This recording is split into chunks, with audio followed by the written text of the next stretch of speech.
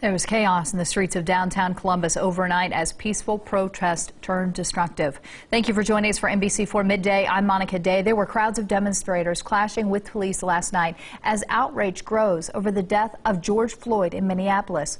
The protest started out peacefully on Broad Street before converging near High. That is where police had an area blocked off. Hours later, the demonstrations turned destructive. Windows of businesses were busted out.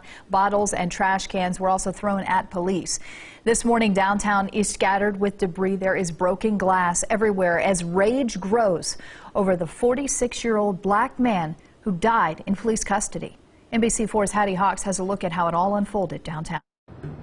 Yeah, there's a lot of damage here left behind all across the city. We've got windows shattered, doors broken through. The Ohio Statehouse suffered damage along with the Ohio Theater.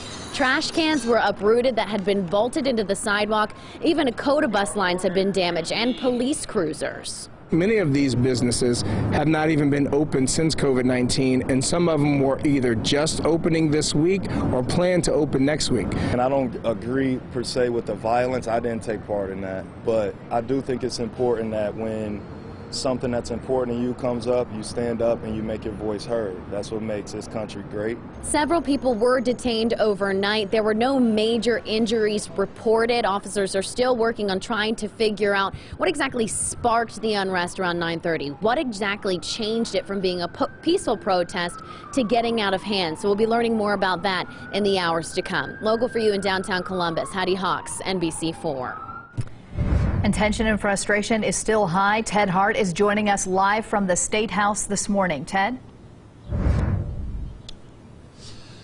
Yeah, Monica, more than 24 windows at the Statehouse were smashed out. There's an increased presence of Ohio State Highway patrolmen around the Statehouse now to prevent any further damage or violence.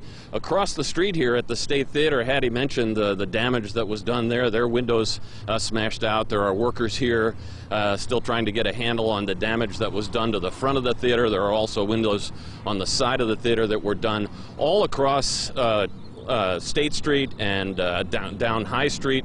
There are crews out boarding up windows still, cleaning up the broken glass. There are quite a few people who are walking through downtown just kind of stunned and taking in all of the damage. I did talk to a woman who lives in a downtown apartment here who took video, and was feeding it on Twitter from her apartment window.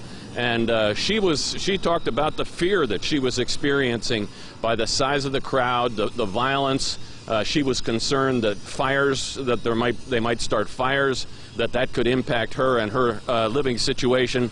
So anyway, there's still a lot of cleanup going on. We're hoping to catch up with Mayor Ginther, the mayor of the city of Columbus, very soon, and we're going to talk to him about his reaction to all of this, what the city is planning moving forward at this point. So, local for you and live downtown for now, Ted Hart, NBC4. Ted, thank you. And speaking of the mayor, he issued a statement overnight saying, in part, I understand why some residents are angry and taking to the streets. I've said many times that racism exists across the country, state, and right here in Columbus. We are committed to addressing racism wherever we see it. Columbus City Council President Shannon Hardin also issued a statement saying, in part, our nation is bleeding from one too many wounds. As we work to fix the racist legacies haunting our lives, I ask both law enforcement and protesters to understand each other tonight and in the days coming. He goes on to say, this is hard for all of us, and we want to make sure that everyone remains safe as we achieve meaningful change for our communities. And in many